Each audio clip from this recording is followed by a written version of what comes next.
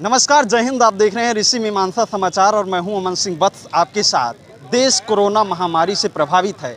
आज दशहरा है। सुल्तानपुर में दशहरा की लोग उम्मीद लगाए बैठे हैं कि दशहरा में इस बार क्या होगा। यहाँ के लोग हमारे साथ हैं। सोशल डिस्टेंसिंग का पालन करते हुए तमाम निर्देश दिए गए हैं। उसके बाद यहाँ पर रावण का दहन आज 5 बजे किया जाएगा। हमारे साथ यहाँ कमेटी के सदस्य मौजूद हैं, यहाँ के लोग मौजूद हैं। हम जानना चाहेंगे कि इस बार यहाँ किस तरह से कार्यक्रम हो रहा है और कैसे लोग दशहरे का आगे कार्यक्रम है, कैसे इस बार दशहरे का कार्यक्रम किया जा रहा है। जैसे सभी लोग जान रहे हैं, इस समय कोविड-19 की तो महामारी फैली हुई है। अब जो हमारी परंपरा है उसको देखते हुए और अपनी इस प्रथा को जो है मनाना भी है, तो हर चीज़ और प्रशासन की तरफ से जो गाइडलाइन आई है उस आधार पे एक छोटे रूप में जो है दशहरा मनाया जा रहा है और सभी का सहयोग है इसमें जो है। और जिसे भी यहाँ पे भव्य मेला होता ही है, सभी जानते हैं कि कलकत्ता के बाद दूसरा स्थान सुल्तानपुर शहर का दुर्गा पूजा महोत्सव का होता है। और सारे समितियाँ और केंद्रीय पूजा व्यवस्था समिति और जो भी अन्य समितियां हैं, चाहे वो पंडाल के यानी दुर्गा पूजा महोत्सव के हो, चाहे भंडारे के हो, सभी इसका पालन कर रही हैं।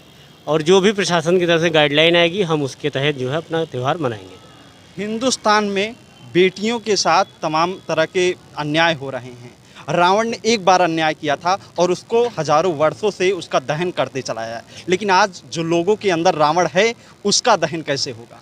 रावण का दहन तभी होगा जब तक हम लोग अपने आप में सुधार नहीं करेंगे, जब तक हम लोग अपने परिवार पर अपने पर चिंतित नहीं होंगे कि हम समाज में कैसे कैसे व्यक्तियों के साथ बैठें, कैसे व्यक्तियों के साथ उठें, तब तक हम हर जगह रावण पैदा हो रहे, एक राम कहाँ से लाएँ। लेकिन हमारे मुख्यमंत्री योगी जी महाराज जी ने इसको जल्द जल्द ख़त्म करने का प्रयास किया, लेकिन यहाँ के कुछ राजनीतिक लोग ने इसको उठाने का प्रयास करते हैं ना। जैसे कई केस हुए, गोलीकांड हुए, कई बलात्कार, लोग उसको गलत अफवाह उड़ाए, लेकिन बाद में पता चला तो सारे अफवाह गलत थी।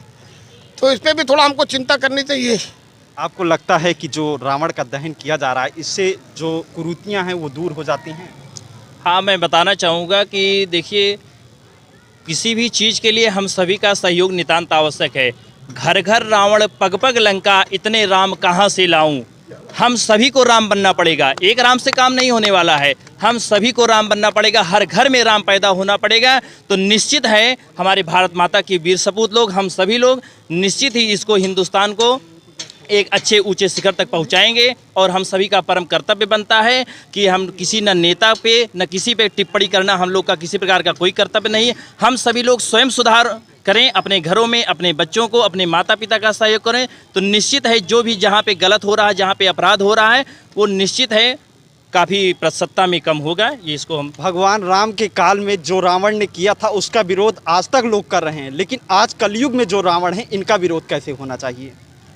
अब देखिए, तमाम प्रकार के होता है, मेंस आर मेनी काइंड, सबकी सोच अपने अपने प्रकार से है। लेकिन हम तो यही बार बार यह कहना चाहेंगे कि हम सभी को अपनी विचारधाराओं को, अपनी बातों को, जो हमारी नीति में दिया गया है, जो हमारे कुरान शरीफ में दिया गया है, जो हमारे रामचरितमानस में दिया गया है, जो हमारे वेदों में दिया गया है, हम सभी लोग हिंदू, मुस्लिम, सिख, ईसाई, हम चारों लोग हैं, लेकिन सब वहाँ से एक ही होके आते हैं। यहाँ पर ये होता है कि हम हिंदू हो गए, मुस्लिम हो गए, हम सभी को एक धार्मिक त्योहारों को एक सामंजस्य के तहत मिल बांट कर सभी त्यौहार मिलाने चाहिए। यही हम सभी का परम कर्तव्य है। इसीलिए रावण दहन किया जाता है कि बुराई पर सत्य की जीत होती है। इससे आदमी लोगों को सीख मिलना चाहिए, जो बुराई करेगा उसका अंत यही होगा, लेकिन लोग नहीं समझते। हमारे देश में ये संदेश काफ़ी वर्षों से देता हुआ चला आ रहा है, लेकिन आज भी कुरीतियां हैं। मैंने पहले से बहुत सुधार हुआ है।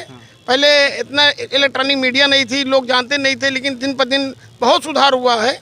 आप देखिए, रेशियो निकाल लीजिए पूरे उत्तर प्रदेश का, तो बहुत कम हुआ है। बेटी पढ़ाओ बेटी बचाओ तहत जो माननीय परम आदरणीय मुख्यमंत्री योगी जी महाराज जो काम कर रहे हैं, वास्तव में बहुत सराहनीय काम है। अभी 2 दिन पहले ही नारी शक्ति पे कार्यक्रम हुआ। जिससे भाई साहब ने कहा कि घर घर अगर रावण पैदा तो घर घर राम कहाँ से लाएं। जब तक एक घर में खुद अपने आप को हम राम बन के नहीं निकलेंगे तो ये समाज को एक आदमी भरोसे नहीं ठीक हो सकता। अगर समाज में अपराध कम हो गया होता तो मिशन शक्ति की शुरुआत क्यों करनी पड़ती। मिशन शक्ति ये शुरुआत किया कि नारी शक्ति की मारेगी, नारी अपने आप में शक्तिशाली हो, निर्भर हो और बुराइयों से लड़ने के लिए किसी पुरुष के साथ मिलने की जरूरत ना हो, अपने आप टूट पड़े बुराइयों के ऊपर। क्या लगता है कलयुगी रावण का कैसे वध होगा। कलयुगी रावण का वध करने के लिए आवश्यक है कि हमें अपने विचारों को बदलना होगा और हर परिवार में जो भी सदस्य हैं अपने बच्चों को हम शिक्षा दें कि एक रावण था जो कि एक स्त्री पर अत्याचार करने के कारण उसका पूरे कुल का विनाश हुआ। उसी प्रकार से यदि आप जो है सही रास्ते पे नहीं चलोगे तो आपके भी कुल का समूल नाश होना निश्चित है। आपको क्या लगता है कैसे रावण का जो कलयुगी रावण है, बेटियों के साथ अन्याय आज भी हो रहा है, पहले भी हुआ था, लेकिन हालात ये है कि पहले के जो अन्याय हुए थे उनका आज विरोध किया जा रहा है और आज जो हैं उन्हें विरोध नहीं किया जा रहा है। हर क्यों? व्यक्ति को, जैसे सभी व्यक्ति अपनी बिटिया समझते हैं, सारे को बिटिया बहन, पूरे समाज को जितनी बहन बेटियां हैं सबको अपना है समझना चाहिए। जैसे अपने परिवार में नज़र रहता है वैसे बाहर के लोगों को भी नज़र रखनी चाहिए कि मेरी बिटिया है, मेरी बहन है। क्या लगता है कैसे विरोध होगा रावण का, कलयुगी रावण का कैसे विरोध होना चाहिए? पहले तो हम देखिए अपनी सोच को बदलना होगा। जब इंसान अपनी सोच को बदलेगा, ठीक ना, जब आदमी की इंसान की नीयत सही हो जाएगी और आंखें सही होगी तभी सोच बदलेगी। हम मन में कुछ रखें और बाहर से कुछ हो तो वो उससे जो है बुराइयां नहीं करें, पहले खुद बदलना पड़ेगा। तो ये हमारे साथ सुल्तानपुर के लोग थे, इन्होंने अपने अपने विचार रखे कि सुल्तानपुर में कलयुगी रावण का विरोध किस प्रकार से होना चाहिए। लेकिन वास्तविकता ये है कि विरोध तब भी हो रहा था, विरोध आज भी हो रहा है, लेकिन ये अपराध निरंतर बढ़ते चले जा रहे हैं। अमन सिंह वत्स, आर्यम न्यूज़, धन्यवाद। खबरों की दुनिया में सच का साथी, तमाम छोटी बड़ी खबरों को देखने के लिए सब्सक्राइब करिए ऋषि मीमांसा समाचार को।